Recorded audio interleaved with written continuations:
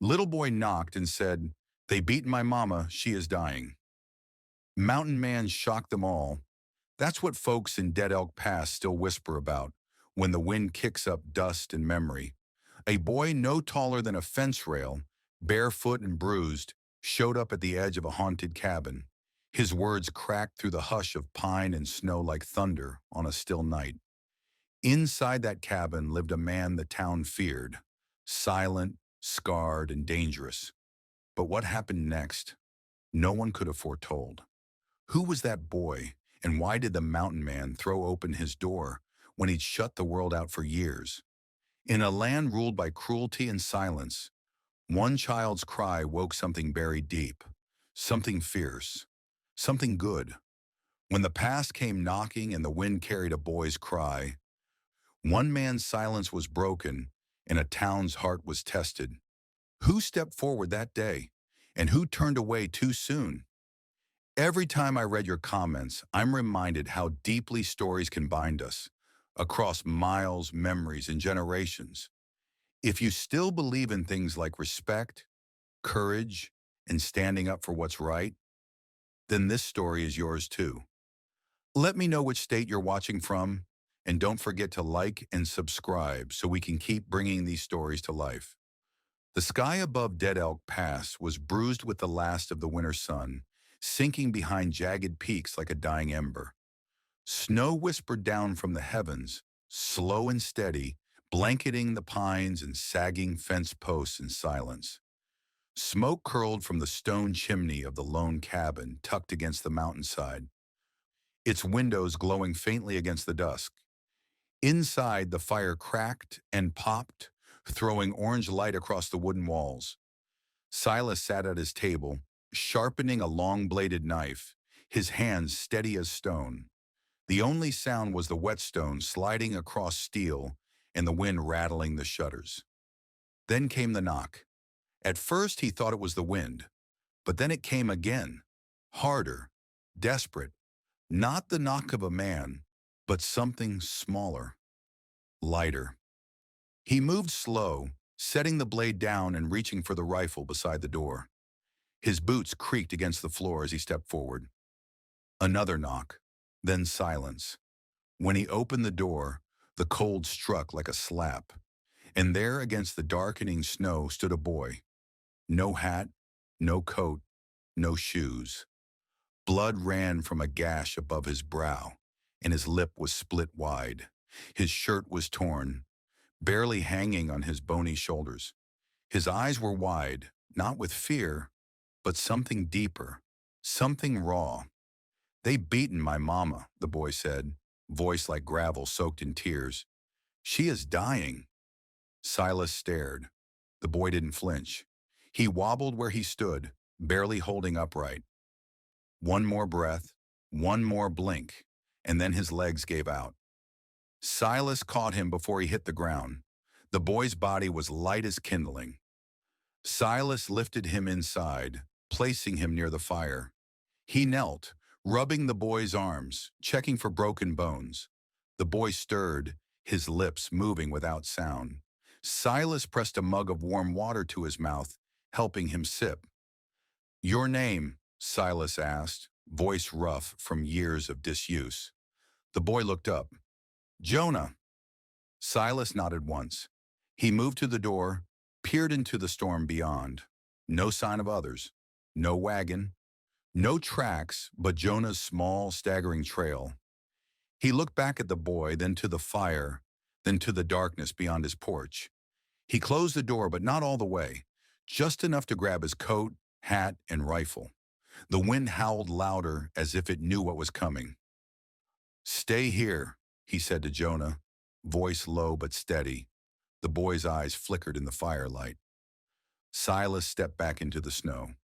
For the first time in 10 years, the mountain man descended from his silence and walked toward the cries of the world. Behind him, in the flickering warmth of the cabin, Jonah curled beside the fire, his mother's name falling softly from his lips like a prayer. "Clara, Mama, please don't die." And somewhere deep in Silas's chest, beneath years of ash and sorrow, A forgotten ember began to glow. The snow swallowed sound, turning the forest into a world of hush and shadow. Silas moved through it like a ghost, his boots leaving deep impressions in the powder as he followed the boy's half-erased trail. The old rifle rested on his back, its worn leather strap creaking with each step. Branches clawed at his coat sleeves, but he paid them no mind. The directions the boy had given were simple: down past the frozen creek near the leaning pine with a split trunk. But the prints were scattered, broken by panic, by dragging weight, in the creeping cold of a dying day. Silas didn't speak. He didn't curse the snow or the wind or the darkness that crept in around the trees. He just kept moving, eyes scanning for anything that didn't belong. An overturned patch of earth, the edge of fabric against bark, a shape too still to be sleeping. He passed the frozen creek. The air grew sharper. Then he saw it, a splash of color, muddy red against the white. A shape collapsed at the base of a fallen pine, half covered in needles and dusted with snow. Silas crouched, his breath hanging in the air like smoke. It was a woman, young, barely more than a girl. Her dress was torn, one sleeve hanging by a thread. Her lip was split, her face bruised black and blue. A welt rose from her cheekbone to her temple. She was breathing, but only just. He didn't ask her name. He didn't ask what happened or who did this. That would come later, if it came at all. Instead, he slipped his arms beneath her, lifting her slowly, carefully, as if she might shatter. She moaned once, softly but didn't wake. Her weight reminded him of someone else long ago. Someone he'd failed. He held tighter. The walk back was slower, the burden heavier, but Silas never faltered. His boots moved steady through the snow, step by step, as the last of the daylight drained from the sky. When he reached the cabin, Jonah was waiting at the window, face pale behind the glass. The boy flung the door open before Silas reached the porch. "Mama!" Jonah cried. Silas didn't speak. He brushed past the threshold, laying her gently on the cot by the fire. Jonah rushed to her side, grabbing her hand with both of his, tears tracking down his cheeks. "Clara," he whispered again and again. "Mama, please wake up." Silas lit the lantern. The glow pushed back the darkness and revealed every wound, every cruel mark. He brought water to a boil, stripped off his coat, and reached for the battered tin box beneath the hearth. Inside were old cloths, a jar of salve, a needle still threaded from years before. His hands didn't shake. The motions came back with ease, like a song he'd once known by heart. He worked in silence, cleaning, bandaging, checking for broken ribs. Clara groaned once, her hand twitching in Jonah's grasp. Silas pressed a damp cloth to her forehead. Jonah looked up at him, studying his face, the deep lines, the scar across his jaw, the eyes that didn't flicker away. For the first time, the boy didn't look afraid. "Thank you," he said. Silas nodded once. The lantern light danced across the walls, warming the cabin's stillness. Outside, the forest waited. Inside, a wounded woman breathed.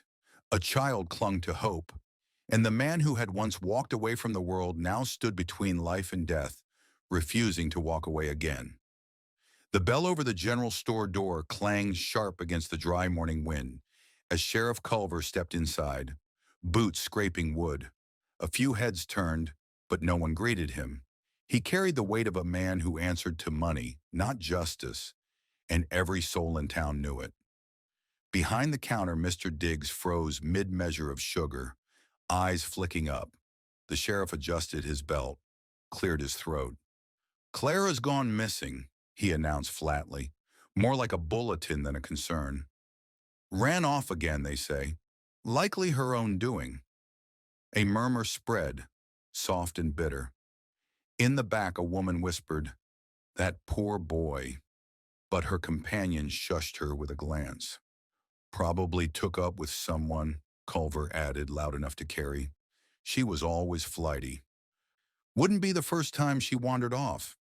He tipped his hat to no one in particular and walked out, leaving behind a silence as heavy as accusation. The whispers turned inward, laced with judgment. No one volunteered to search. No posters were hung. In a town ruled by the shadow of Thomas Greeley's wealth, truth bent easy beneath the weight of power. Back in the cabin, high above the valley, the wind pressed cold fingers against the logs as Clara stirred. Her breath came fast, shallow. Her eyes fluttered open, wide with terror, and her hands clawed at the blanket as if it were binding her. Silas had just set a bowl of broth beside the hearth.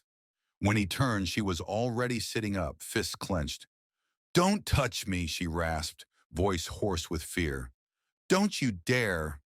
Silas stepped back without a word, hands up, eyes steady. Clara scanned the room like a cornered animal, searching for escape, for danger. Her gaze landed on the boy curled in the corner, asleep on a blanket, arms around a carved wooden fox. Jonah. "Mama?" he whispered, stirring. He blinked the sleep from his eyes and scrambled toward her. "Mama, you're awake!" Her panic cracked, just a little. Jonah threw his arms around her waist, clinging tight. She collapsed around him, arms wrapping him as tears filled her eyes. "You're safe," she breathed, voice trembling. "You're safe." Silas watched from near the door. His face was unreadable, carved from stone and silence, but he did not look away. Clara's eyes lifted to him slowly, searching. He didn't speak, didn't offer false comfort, just nodded once and returned to the hearth. That night the wolves howled far off in the trees, their calls echoing over the pass like morning songs. Clara sat beside the fire, wrapped in one of Silas's old coats. Jonah slept with his head in her lap. She didn't speak much, but her hands moved gently over the boy's hair, smoothing it like she was trying to brush away the past. Silas sat in the corner, whittling wood with slow strokes.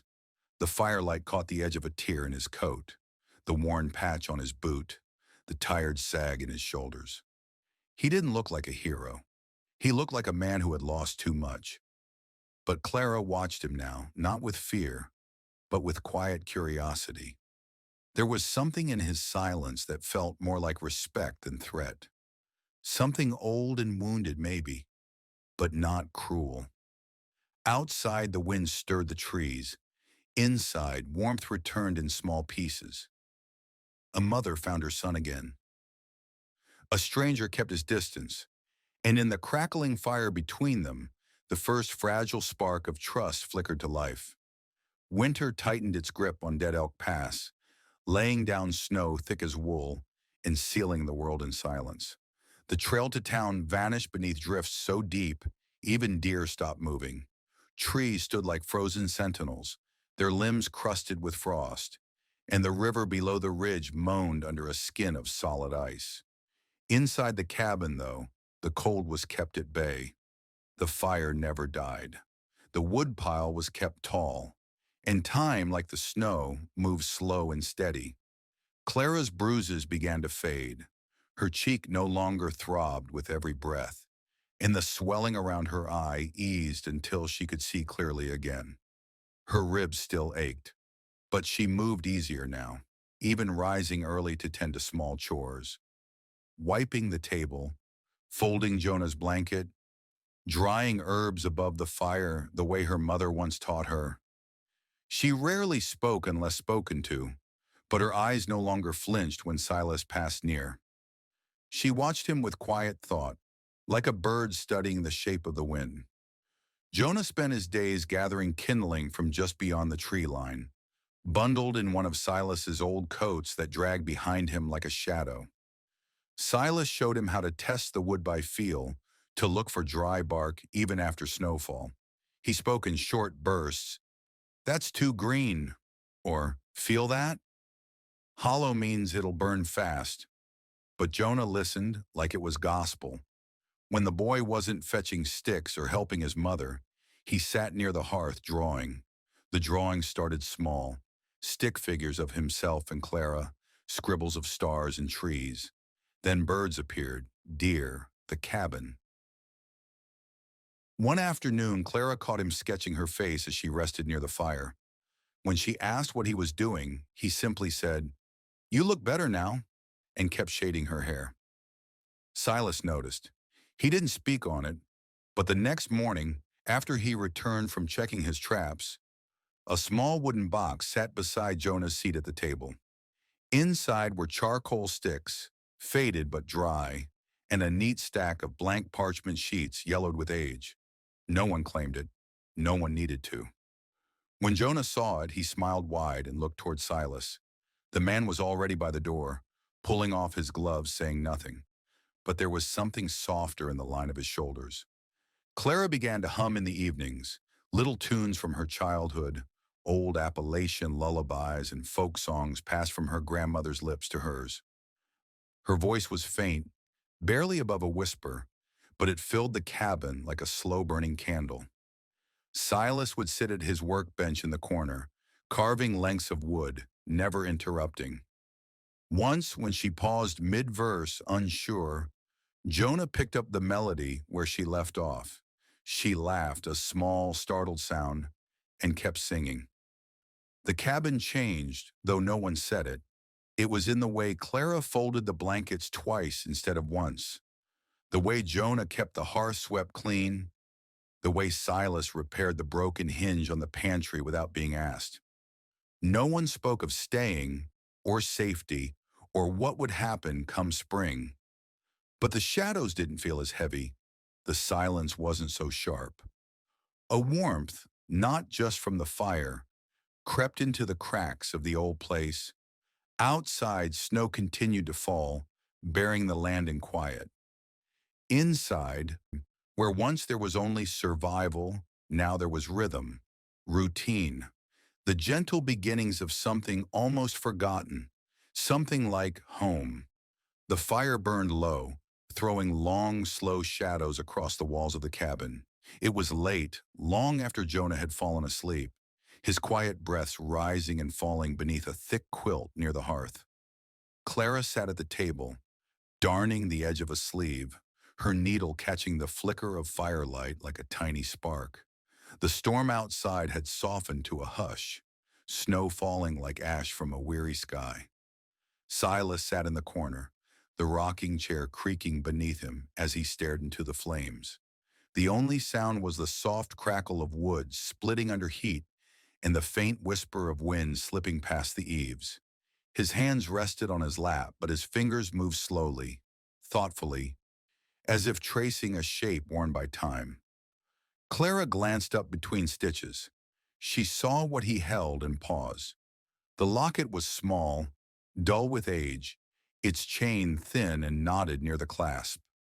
Silas turned it once in his fingers, then opened it with a familiar ease. Inside, the paper was yellowed, corners curled inward. A simple sketch, delicate, hand-drawn in faded pencil, of a woman with a soft smile and a child no older than Jonah. Their faces were gentle, the lines sure, as if drawn by someone who had once memorized every feature. Clara set her sewing aside. "They were yours," she said softly, not as a question. Silas didn't answer. He looked into the fire, and for a long while the flames were the only voice in the room. Then with slow motion, he closed the locket and tucked it back beneath his shirt, the chain disappearing into the folds of flannel in silence. He stood, crossed the cabin without a word, and stepped out into the snow. Clara waited. 10 minutes passed, maybe more. The wind hissed through the chimney, and the fire began to burn low. Finally, she rose, pulled her shawl tight, and followed him out. The moon lit the snow in shades of blue and silver. The trees stood quiet, their branches heavy with winter's weight. Silas stood near the edge of the clearing, his shoulders hunched, his breath fogging the air in steady rhythm. He didn't turn as Clara approached. She stopped beside him, saying nothing. Her gaze followed his, up to the stars, cold, unblinking lights in a vast and silent sky. I lost them, he said finally, his voice raw, cracked. My wife, my little girl. I was out hunting, gone 2 days. Came back to Ash. He swallowed hard, the words heavy, brittle. Raiders lit the place, took everything. I failed them. The wind passed through the trees like a sigh. Clara looked at him, but didn't speak. Instead, she placed her hand gently on his shoulder, just enough to say, I'm here. She didn't offer comfort, didn't pretend the weight could be lifted. She only stood beside him, her presence quiet and steady. Silas didn't flinch. He didn't move. But something shifted in the way he breathed. The snow fell softer then, as if even the sky had paused to listen. The ghosts in the smoke still lingered, but they no longer stood between them. Not tonight. The snow had begun to melt along the lower trails, revealing patches of mud and tired grass beneath. The mountains still wore winter's coat, but down in town, spring edged closer with every rising sun. Birds returned, and smoke rose once again from chimneys that had lain cold through the hardest weeks. With Clara's dress torn in places and her hands too sore to sew, Jonah volunteered to make the trip. Just fabric scraps, he said. Nothing fancy. Clara hesitated, but Silas gave a small nod from the doorway. He handed the boy a small pouch of coin and watched him go with steady eyes. Jonah walked the 6 miles into town with a pack on his back and Silas's old coat tied tight at the waist. He passed no one until he reached the edge of town, where the buildings stood like old bones against the thawing earth.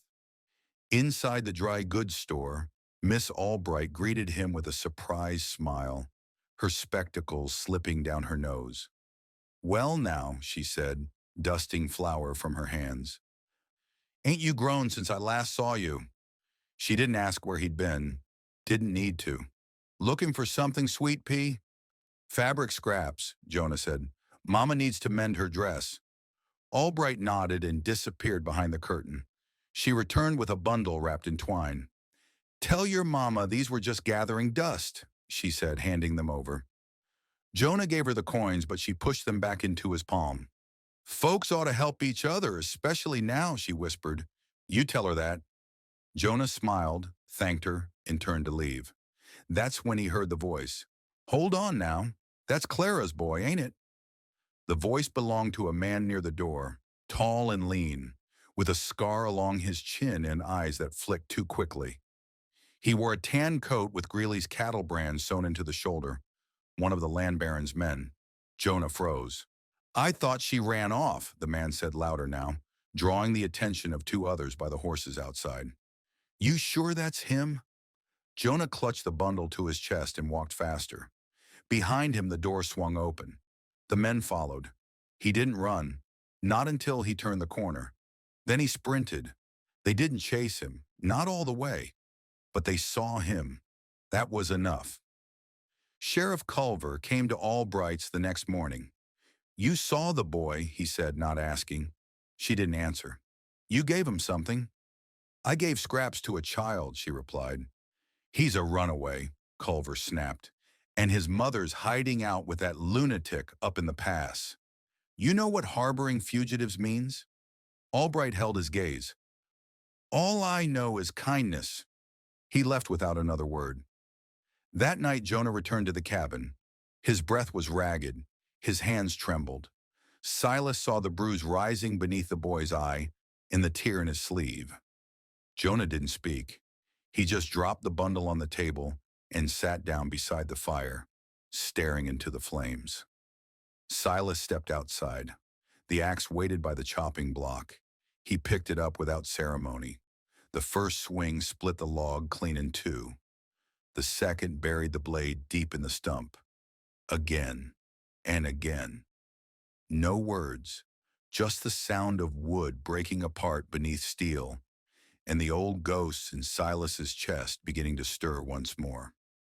Thomas Greeley stood behind the wide glass window of his office, the smoke from his cigar curling upward like the lies he'd told half the town. Below, the muddy streets of Dead Elk Pass bustled with wagons and townsfolk trying to shake off the long winter. But Greeley's eyes were set on the ridgeline to the north, the one patch of land he'd never managed to tame. That cabin, tucked into the trees like a burr in a saddle, was still his thorn. Silas James had refused his money once, years ago, said the land wasn't for sale, said no man had the right to claim the earth under God's sky. Greeley had let it go then, but only because fire hadn't worked. Now it seemed Providence had brought him another chance. He dropped the curtain and turned. Sheriff Culver sat in a chair, hat in his lap, boots tracking mud on the rug. "She's alive," Greeley said, voice smooth as creek ice. "Clara, and the boy, up there with him." Culver didn't speak. He knew better than to ask how Greeley found out. "We'll do this legal," Greeley continued. "Runaway mother, unfit to raise a child. I've got the deed to her father's land. She was supposed to sign, but she ran. Kid's blood. That makes him mine by law, or close enough that no one will care." He reached into a drawer, pulled out a stack of blank papers, and tossed them onto the desk. "You gather what's needed. Signatures, affidavits, witnesses. I want her dragged down from that mountain like the wild dog she is. And I want Silas's land when it's done."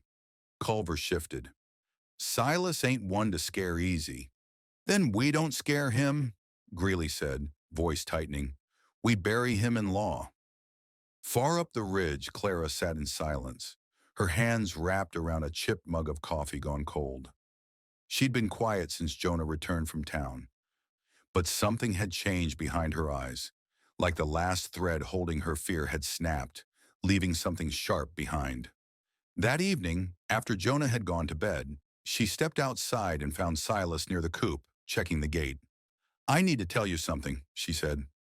Silas looked up. He waited. "Greeley," she said, her voice thin at first but gathering strength. "He came after me, wanted my father's homestead, said it'd go to ruin without him, said he could make it worth something. I told him no. That land's all I had left of my daddy." She looked toward the dark trees. "He beat me for it, tore the deed in front of me, then brought another one already filled out. I wouldn't sign. So he made sure I couldn't show my face again."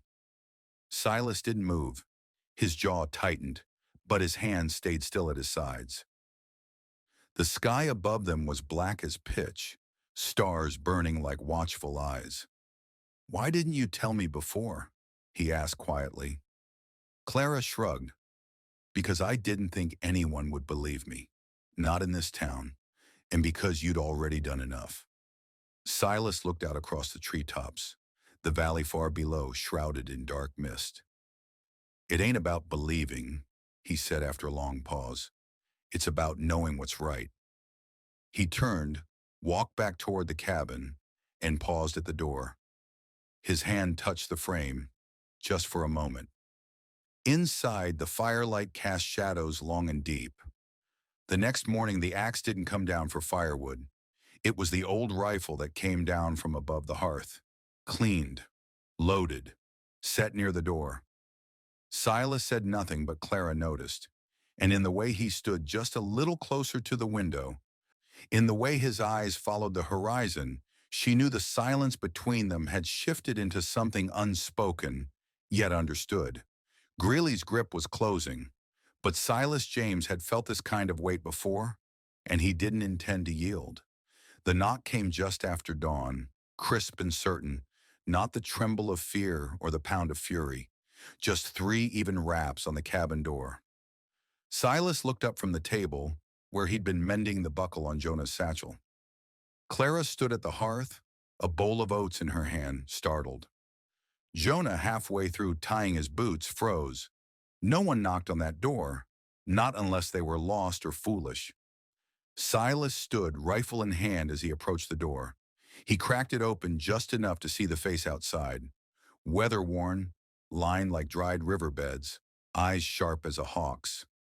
Martha, the midwife, the woman who had delivered half the valley and scolded the other half into decency. Well, are you going to let me in, or you want me to birth this conversation out here in the cold? She said. Silas stepped aside. Martha walked in like she owned the floorboards. Her satchel, heavy with glass jars and wrapped bundles, thunked onto the table. She sniffed the air. You've been burning pine again. That's no good for lungs. She turned to Clara. Let me see you, child. Clara stood uncertain. Martha's gaze softened a shade. Come now. You got that same look your mama had when she first came to term. Brave but stubborn. Clara blinked but obeyed, stepping forward. Martha's hands were rough but gentle as she examined the bruises, the healing cuts, the curve of her ribs beneath the fabric. You'll mend, Martha said, but only if you stop carrying the weight of silence. She turned then, eyes cutting to Silas. That goes for you too, Silas James. You let the world lie about you long enough. He didn't reply. He just moved back to his seat, hands folding tight on the table. Martha spent the morning unpacking herbs, poultices, and dried roots. She cleaned Clara's wounds with a mix that stung like truth, then brewed a bitter tea and insisted she drink every drop. When Jonah returned from gathering eggs, she smiled wide. Lord, but you've grown. She reached down, tousling his hair. He offered her one of his drawings, a fox beneath a moon. She held it like a sacred text. You drew this? He nodded. She looked at Silas. He's got a gift. You see it, don't you? Silas nodded once. Then don't let it wither. Her voice dropped low. Men like Greeley poison everything they touch, but they can't touch what grows in the quiet places, unless we let them. She stayed through the day, mending more than wounds. She talked little of the town, but what she didn't say hung heavy. Greeley's reach had grown. Fear was creeping into good men's bones. Silence was settling like dust. As the sun dipped behind the trees, Martha repacked her bag. At the door, she paused and looked back. When the time comes, she said, her voice even, I'll be at your side. Silas looked at her, eyes steady. He didn't speak, but the nod he gave was deep and sure, as solid as the mountain they stood on. Martha left as she came, quiet, determined, and sure of her place in the fight to come. And in her wake, something shifted inside the cabin. The fire burned warmer. The silence wasn't just safe anymore. It was starting to feel like strength. The days stretched longer as the deep freeze of winter loosened its grip, though snow still fell in fits, soft and stubborn. The wind no longer howled, but sighed through the pines, and in that sigh was the rhythm of something new taking root. In the cabin, time moved differently now, not marked by pain or silence, but by small joys and steady hands. Jonah's laughter came easier. It echoed off the beams when he fed the hens or tumbled through the drifts outside the cabin, red-cheeked and full of breath. He no longer jumped at every knock of wind or creak of wood. Clara began to write again, taking parchment and sitting at the table with a furrowed brow and soft humming on her lips. She'd matched stories to the drawings her son made, weaving fables from his creatures, foxes that spoke in riddles, owls that guarded dreams. She never said it aloud, but the act of writing, of shaping something beautiful from memory and fear, steadied her. Silas, too, changed, though he'd never name it. He began carving again. It started with a piece of birch he'd left near the hearth, rough and forgotten. One evening, after Jonah had fallen asleep and Clara sat scribbling by lamplight, Silas picked it up and began to work with his pocket blade. The strokes were slow at first, cautious but sure. By morning, a small bear sat on the shelf beside the lamp, nose lifted, ears back. Jonah found it and beamed. He named it Moss, After that, more animals followed, silent and steady, shaped by Silas's hands and set quietly near the window, or left by Jonah's pillow without a word. A badger, a hare, a curled-up wolf pup. Clara touched each one with reverence, as if they were something sacred pulled from the heart of the mountain itself. Then one afternoon, Jonah's shout rang out from beneath the cabin floor. "Ma! Silas, there's a box down here!" He'd been chasing a toy squirrel that had rolled beneath the table when he found a loose plank. Silas crossed the room in 3 strides, and with a slow exhale, knelt beside the boy. Together they pried the board up. Beneath, wrapped in an old oilskin cloth, was a wooden box stained dark with age. Silas didn't speak as he opened it. Inside lay folded letters, brittle with time, their edges worn soft from being read too many times. There were 2 service medals, dulled but still shining faintly. At the bottom, a gold ring, simple and unadorned, gleamed even in the dim light. Clara stepped forward, hand over her heart. Jonah didn't speak. The room stilled. Silas looked at each item in turn, then rose slowly and walked to the mantel. He set the medals down side by side. The ring he placed atop them, and the letters, tied again with string, he rested beside the carved wolf. Then he stepped back. Clara moved to his side. She didn't say anything, didn't ask. She simply stood there with him, shoulder to shoulder, looking at the weight of the past no longer hidden in floorboards but present and seen. Outside, snow began to fall again, light as breath, and inside, where once sorrow had made a home, the warmth of something whole began to settle. Not healing, not yet, but truth laid bare and kept in the open where it could finally breathe. The days stretched longer as the deep freeze of winter loosened its grip. Though snow still fell in fits, soft and stubborn, the wind no longer howled but sighed through the pines, and in that sigh was the rhythm of something new taking root. In the cabin, time moved differently now, not marked by pain or silence, but by small joys and steady hands. Jonah's laughter came easier. It echoed off the beams when he fed the hens or tumbled through the drifts outside the cabin, red-cheeked and full of breath. He no longer jumped at every knock of wind or creak of wood. Clara began to write again, taking parchment and sitting at the table with a furrowed brow and soft humming on her lips. She'd match stories to the drawings her son made, weaving fables from his creatures, foxes that spoke in riddles, owls that guarded dreams. She never said it aloud, but the act of writing, of shaping something beautiful from memory and fear, steadied her. Silas, too, changed, though he'd never name it. He began carving again. It started with a piece of birch he'd left near the hearth, rough and forgotten. One evening, after Jonah had fallen asleep and Clara sat scribbling by lamplight, Silas picked it up and began to work with his pocket blade. The strokes were slow at first, cautious but sure. By morning, a small bear sat on the shelf beside the lamp, nose lifted, ears back. Jonah found it and beamed. He named it Moss. After that, more animals followed, silent and steady, shaped by Silas's hands and set quietly near the window, or left by Jonah's pillow without a word. A badger, a hare, a curled-up wolf pup. Clara touched each one with reverence, as if they were something sacred pulled from the heart of the mountain itself. Then one afternoon, Jonah's shout rang out from beneath the cabin floor. "Ma! Silas! There's a box down here!"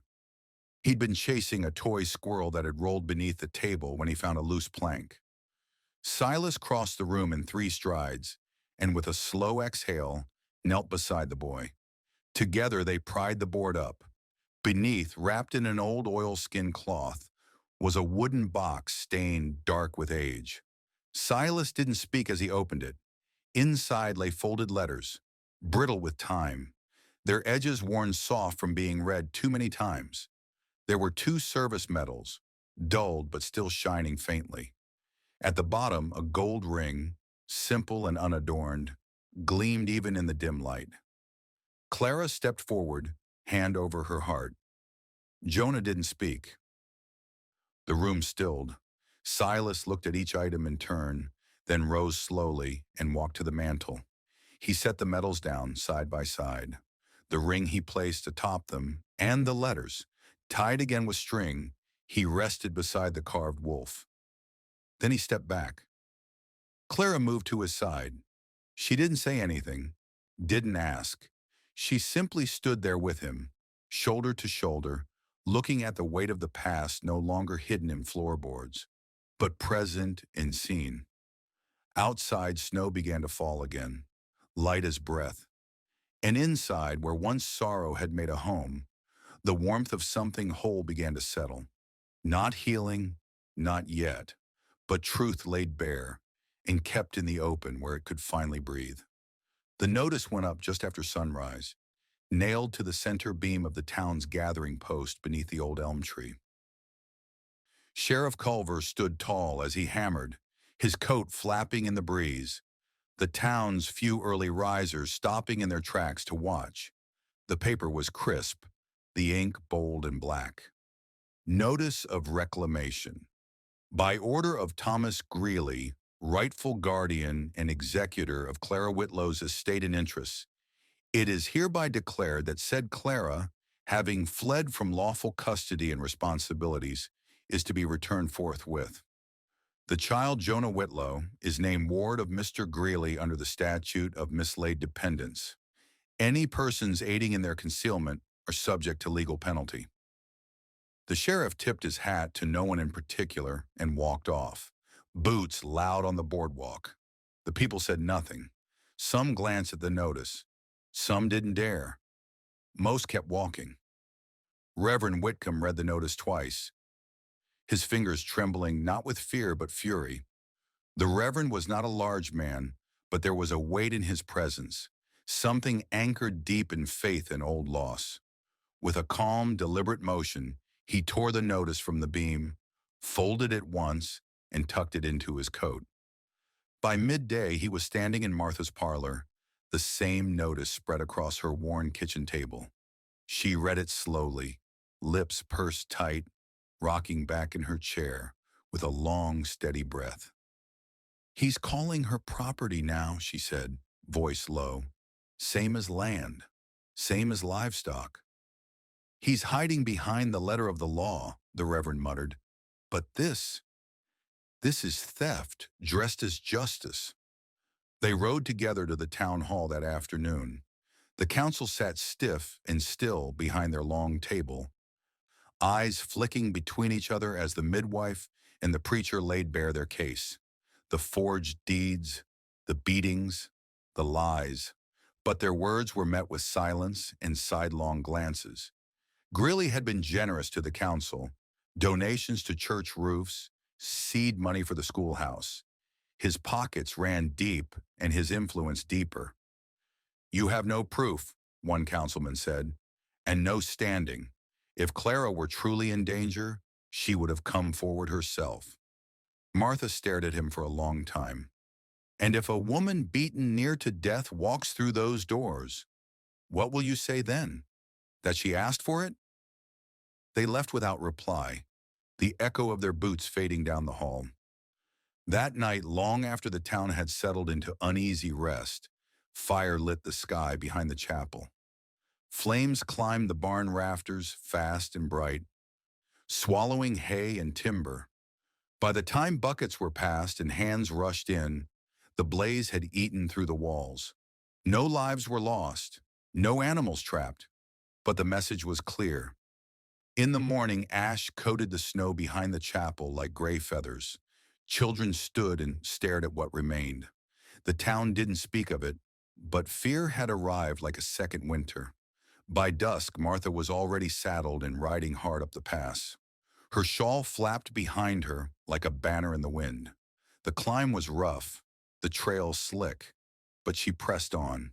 When the cabin came into view, smoke rising soft from its chimney, she didn't wait to knock. Silas opened the door before she dismounted. "They're coming," she said. "Greeley's tightening the noose. He's got paper and silence on his side." And now he's turning fire to fear. Silas didn't ask who or how. He only stepped back and motioned her inside. Clara stood from her seat, sensing the change before a word was spoken. Jonah clutched one of his drawings, watching. Martha closed the door behind her and set her hands on her hips. "Time to be ready," she said. Silas nodded once. The shadows on the wall lengthened, and in the hush that followed, the sound of snow falling on the roof was the only thing that dared to speak. The morning after Martha's warning came silent and sharp. Snow clung stubbornly to the tree branches, though the sun had risen with a hard yellow glare, as if even the sky had turned wary. Silas left before breakfast without a word, his steps quiet but certain. Clara watched from the doorway as he crossed the clearing, disappearing into the line of pines with nothing but his hat, his gloves, and the weight of knowing what was coming. He moved like a man returning to a place both sacred and damned. The path was long, over rock and ridge, past the river's frozen bend, and into a stretch of woods untouched by any foot but his. The air here was different, older. He stopped beneath a crooked birch tree, the bark peeling like paper, and crouched near a deadfall. There, in the hollow of a log long blackened with age and moss, he reached in and pulled free a bundle wrapped in oilskin and tied with rawhide. He sat on the cold earth and undid the wrapping slowly, as one might uncover a grave. Inside lay a rifle, its stock dark with time, its barrel nicked with old fights. A single brass plate still gleamed near the trigger guard, his initials carved long ago. He ran his hand over it.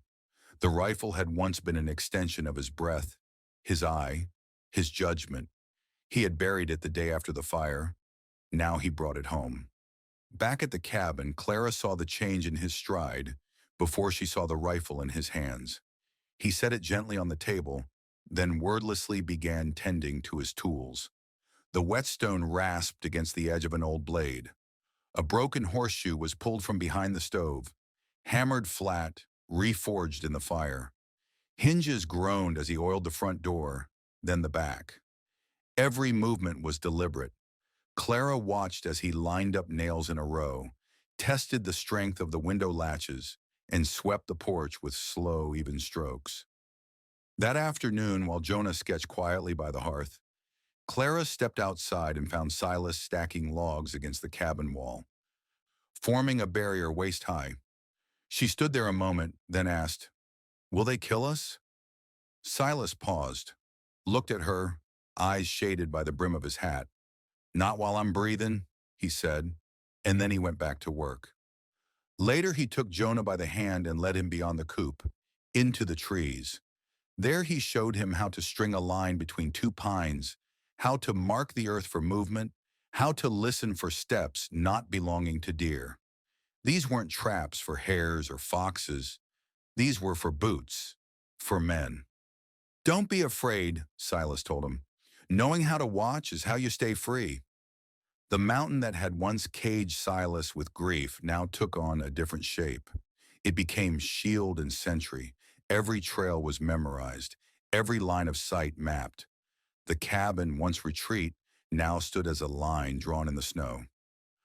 Clara stood by the window that evening, watching Silas fit a piece of wood into a fresh brace across the doorframe.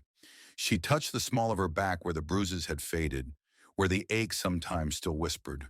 Her fingers curled into a fist. Inside the cabin, the fire snapped. Jonah added a raven to his newest drawing, its wings spread wide above a mountain ridge. Outside, the wind stirred the pines like breath. Something had awakened. Not vengeance, not rage. Something quieter, firmer. Readiness. The sun hadn't yet cleared the ridgeline when the horses came, their hooves thudding against frozen ground like war drums. Clara heard them first, her body still from instinct, ears straining against the wind. Jonah peeked out the window, eyes wide. "Riders," he whispered. Silas was already at the door, rifle in hand, face unreadable. 3 men came into view, cutting through the trees with the slow, deliberate pace of those who thought themselves above consequence. Their coats bore Greeley's brand stitched in gold thread, and their saddlebags hung heavy, not with tools but with papers. They stopped at the edge of the clearing, just beyond the cabin's reach, beneath the bare arms of 2 old pines. The tallest of them, a man with a jagged scar across his jaw, raised a gloved hand. "Silas James," he called, voice echoing across the snow. "We got business." Silas stepped forward, slow and silent, the rifle resting firm in his arms. He said nothing, just kept walking until he reached the tree line. There he stopped. "Thomas Greeley's filed official claim," the man continued, voice sharp and smug. "Clara Whitlow is under his care by rate, the boy too. You're harboring runaways on stolen ground. That makes you a thief and her a fugitive." Still, Silas didn't speak. His eyes remained fixed, steady as the rifle in his hands. "We got papers," another added, holding up a rolled document. "Legal ones. Sheriff will be along by week's end. We're giving you fair warning." Silas lifted the rifle, not quite aiming, but just enough to clear the silence. The cold metal clicked as his finger eased against the trigger. The wind seemed to hold its breath. "Don't be foolish, old man," the first rider said, his voice wobbling now. "Ain't no point making it harder than it has to be." Silas didn't move. A single shot cracked the sky. The bullet struck the snow 3 feet from the lead horse, kicking up powder and earth. The animals reared, snorting and spinning. The men cursed, tugging at reins, struggling to stay upright. "Get back," Silas said, voice low, calm. "Next one, don't miss." They retreated, grumbling threats as they vanished down the trail. But their pride had been wounded. They would return with paper and badge, and perhaps more. That night the cabin was still, but no one truly slept. Silas brought out a pistol from the drawer, old but well kept. He laid it on the table and looked at Clara. "You'll need to know how," he said. Her hands trembled only for a moment. Then she nodded.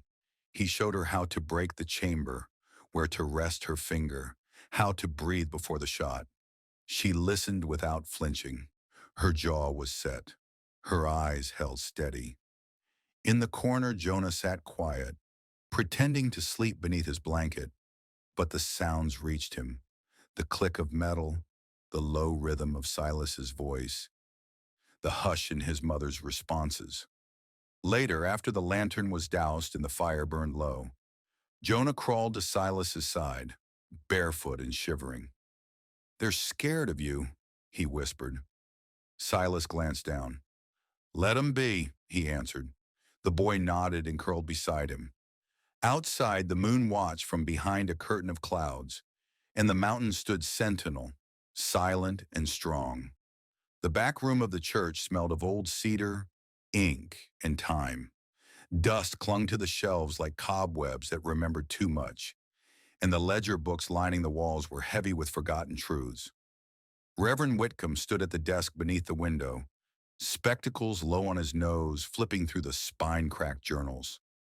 Beside him, Martha moved with practiced efficiency, opening drawers, lifting bundles of parchment, her fingers swift and certain. They had searched all morning, and now beneath the corner of a faded baptismal record, she found it. A folded deed, stiff with age and still bearing the wax seal of the county registrar. The signature at the bottom was firm. Thomas Whitlow, Clara's father. But what mattered more was the one not present. No sale recorded, no transfer to Greeley, no legal surrender of property. The land was never sold. Martha passed it to Whitcomb, her jaw tight. He nodded once, then pulled another letter from his coat, one Clara had written her father years ago, when she was barely more than a girl. It was a simple note, filled with updates about school and Jonah's early days. But the handwriting, looping and delicate, matched the record in the county archives. No one could fake that kind of history. It was proof. Honest, intimate, and real. "We have to print," Martha said. Whitcomb didn't argue. Together they walked to the edge of town, where the newspaper press sat shuttered behind windows streaked with dust. The editor, a man named Elmer Pike, was inside hunched over a plate of cold beans and an empty bottle of ink. You know who owns half this town's debts? Pike asked, not looking up. Greeley. You know who pays for my ink, my paper, my damn roof? Whitcomb set the papers on his desk. You're a man of print, he said quietly. What you do now is the measure of your name, not Greeley's. Pike glanced at the documents. Then again. His eyes paused on the letter, Clara's handwriting delicate and earnest. Something shifted behind his eyes. I'll print, he said finally, voice graveled with regret. But not by light. He sees this come off my press. I'll be ruined. Then we do it by lantern, Martha replied. They worked through the night, the press groaning under the strain of secrecy. They kept the doors barred, windows blacked out. By dawn, a stack of special editions lay bundled in twine, the front page in bold black ink. Forgery exposed. The land is hers. Whitcomb took the first bundle and rode out before the morning bell. By midday, the papers had slipped into hands behind counters and beneath pews. Shopkeepers read them behind drawn curtains. Miners tucked copies into their jackets. Housewives whispered behind laundry lines. The truth was a flicker at first, timid and faint. But word spread. Whispers became questions. Questions turned to doubt. And in the quiet corners of Dead Elk Pass, where fear had taken root, a new sound stirred, like kindling catching flame. Clara's name was spoken not as scandal, but as injustice, and the weight of Greeley's lies began to crack, paper thin under the pressure of truth long buried, but finally unearthed. The wind in Dead Elk Pass had changed. It no longer whispered submission or silence. It carried questions now, like seeds cast into tilled soil. Along the boardwalks and in the shadowed corners of the town's dry goods store, Clara's name was spoken again, not with mockery, not with suspicion, but with quiet uncertainty. A merchant behind a counter mentioned her bruises in hushed tones.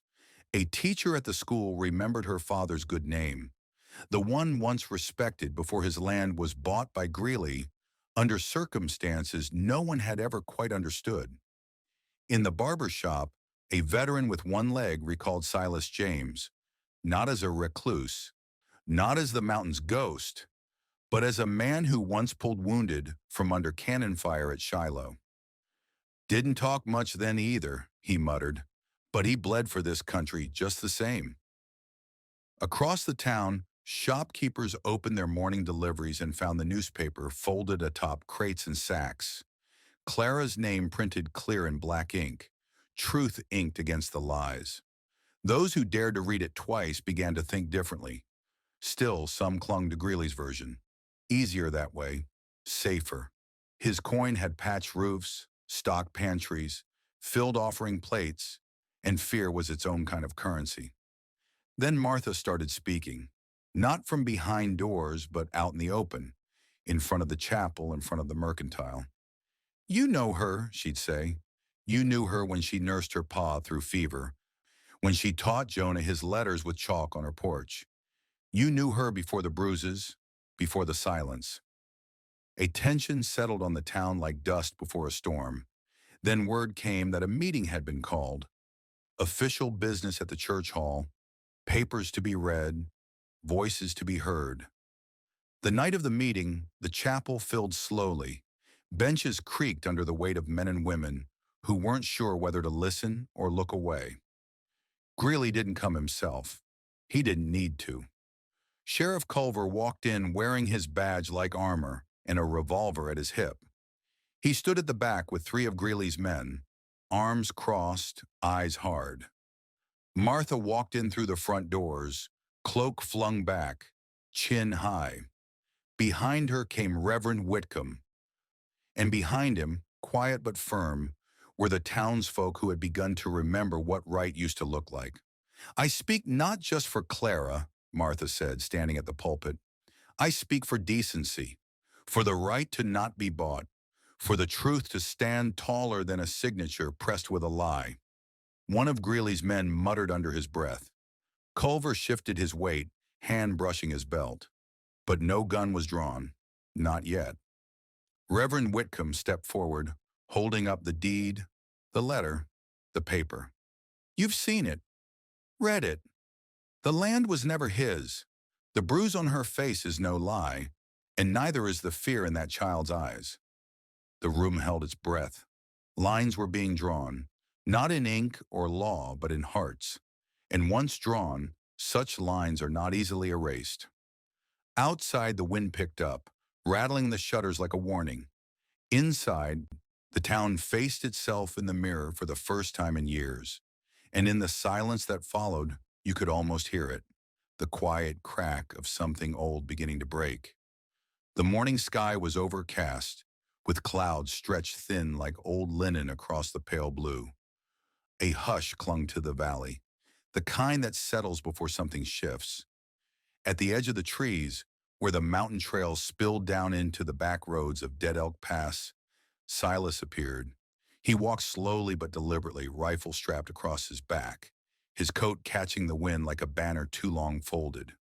Beside him, Clara walked with her head high, her bruises faded now, her stride steady. Jonah clutched her hand on one side and held a drawing in the other, a mountain lion standing guard above a cabin. They entered the town like a storm long held back. Shopkeepers froze in their doorways. A boy dropped a basket of apples, and a dog barked once and fell quiet. Whispers bloomed like weeds along the boardwalk. It had been years since Silas James had stepped onto the main street, and never with such eyes upon him. But it was Clara the people watched most, some with guilt, some with wonder, a few with shame. She didn't flinch. They reached the town square, where the gallows stood long unused, and the well still bore the names of founders carved into stone. Greeley was waiting there, flanked by 5 men in matching dusters, iron at their hips. Sheriff Culver stood off to the side, hat low, hand resting on the grip of his revolver, eyes avoiding everyone's. Greeley stepped forward with papers in hand, his voice ringing too loud in the stillness. This woman is under lawful guardianship, and that child is my ward. You're trespassing, James, and aiding in the concealment of fugitives. Clara stiffened. Jonah gripped her tighter. Silas said nothing. He simply reached into his coat and pulled out the original deed, aged, stained, but unbroken. He handed it to Reverend Whitcomb, who had just stepped out from the chapel with Martha by his side. Whitcomb lifted the paper high. Filed and signed by Thomas Whitlow. No sale, no surrender. This land was never Greeley's to claim. Greeley laughed, short and forced. That paper's a forgery. Then how do you explain this? Martha held up a copy of the newspaper, the special edition printed in secret. Her hand trembled slightly, but her voice did not. Clara's own letter, her father's ink, witnessed, sealed. You stole nothing but time, Thomas. Greeley's men shifted, eyes narrowing. Tension coiled in the air, thick as storm heat. Hands hovered near triggers. A breath too loud could have sparked it. Then from behind the crowd, the clop of hooves. A tall man rode in, coat pinned with a badge from the neighboring county, star polished bright. He dismounted slowly, dusted off his gloves, and surveyed the scene with calm authority. I'm Marshal Hammond, he said, voice deep and plain. I've read every paper, every deed, and every testimony. I was summoned to see what law still looks like in Dead Elk Pass. He looked at Greeley's men. Ain't none of you deputized, so unless you're looking to be arrested yourselves, I suggest you lower your arms. One by one, the guns dropped, not to the ground but to holsters. Greeley stepped forward, his voice thinner now. You have no jurisdiction. I do now, the marshal cut in, By request of the county circuit and the good people who still remember justice. He turned to Clara. Ma'am, you're free to speak your claim, and it will be heard. Clara nodded, her voice caught in her throat. Silas stepped beside her, and for a moment the town held its breath, not in fear, but in recognition. The mountain had come down, not in rage, but in truth. And for the first time in a long while, the valley had something to believe in. The chapel smelled of old wood and ash. The scent of prayers burned long ago and justice long delayed. It had been stripped of pews that morning, benches pulled into a circle, and a long table set up front where Marshal Hammond now sat, straight-backed and quiet, his hat resting beside him.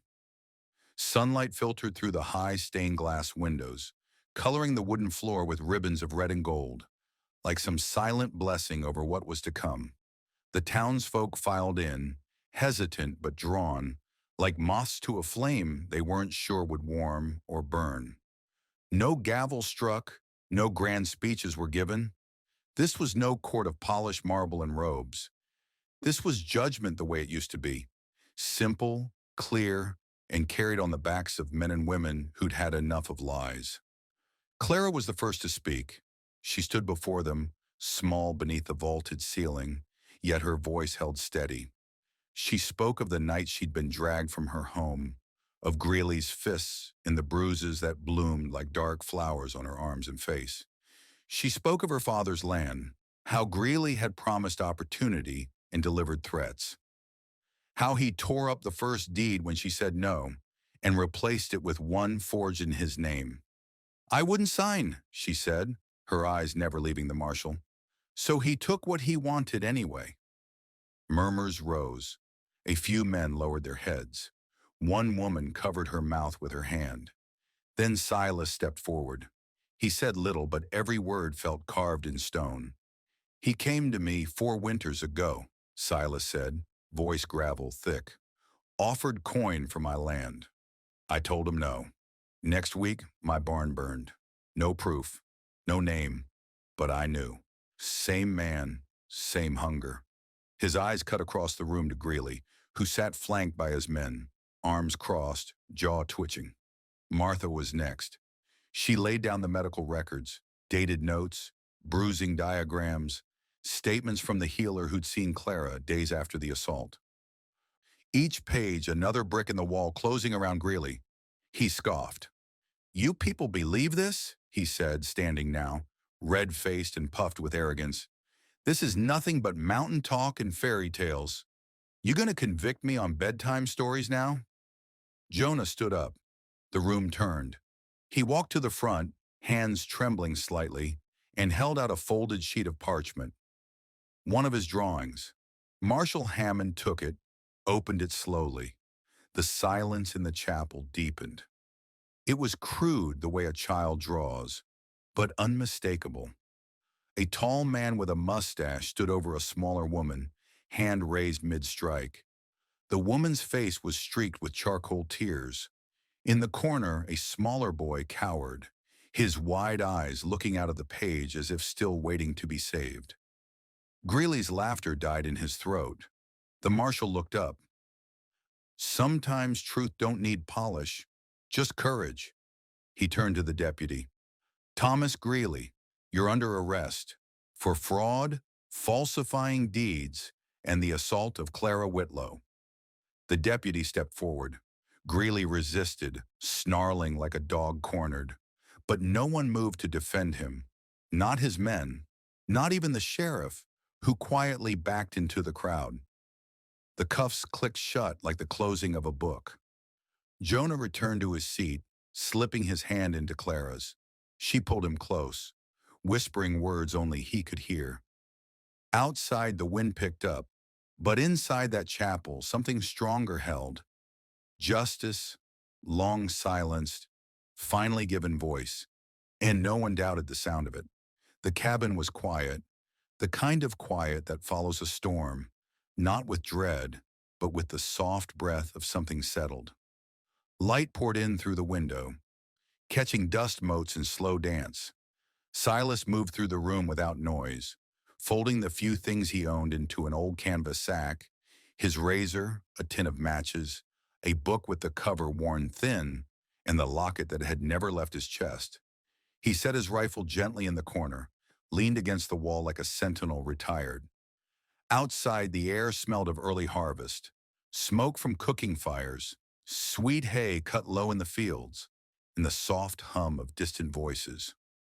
The town below was preparing for the first celebration in years without fear hanging over it. Ribbons were tied to fence posts. Tables were set in the square. Fiddles tuned. The people were gathering, not in secrecy, not in judgment, but in joy. Silas stepped onto the porch, sack slung over his shoulder. His eyes swept the valley, the town cradled in golden light. He stood still, shoulders squared, breath long and measured. Behind him, the door creaked open. "You ain't done yet," Clara said, her voice quiet but firm. He turned to her. She was barefoot, apron dusted with flour, hands at her sides but not idle. There was something in her face he hadn't seen in anyone for a long time. Expectation, but not demand. Hope, but not the kind that pleads, the kind that trusts.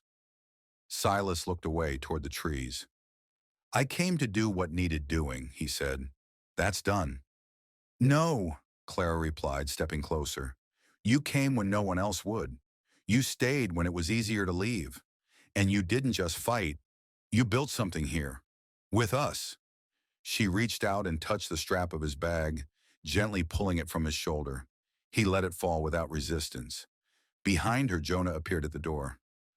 He ran forward, arms wrapping around Silas's middle, face pressed into his coat.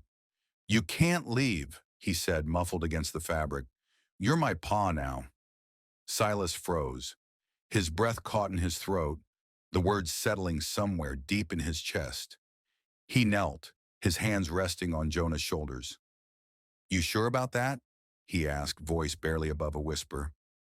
Jonah nodded hard. "You kept us safe. You stayed. That's what a pa does." From the valley below, someone called his name, then another. The voices came not in fear, not in warning, but in welcome. The town was calling him now, not the mountain man, not the loner or ghost, but by his name, Silas James. He stood slowly. Clara handed him his carving knife and a block of pine wood. "Then make something for the celebration," she said with a smile. "Something that'll last." Silas sat on the porch steps, knife in hand, and began to carve. His hands remembered the rhythm. The strokes came slow and sure. A mountain lion took shape first, strong and still, her shoulders hunched in protection. Then nestled against her flank, a small cub, its face lifted, eyes wide and watchful. He didn't speak as he worked. He didn't need to. Behind him, laughter drifted from the kitchen. Jonah chased a chicken across the yard. And down in the valley, the people gathered for the kind of day that towns are built on. Silas carved until the sun dipped low, the figures complete, soft shavings scattered like petals around his boots. And for the first time in years, he didn't feel like a man retreating from the world, but one returning to it. Spring came slowly to the mountain, but when it did, it came full. The snow melted in quiet streams down the ridges, soaking into the roots of pine and poplar.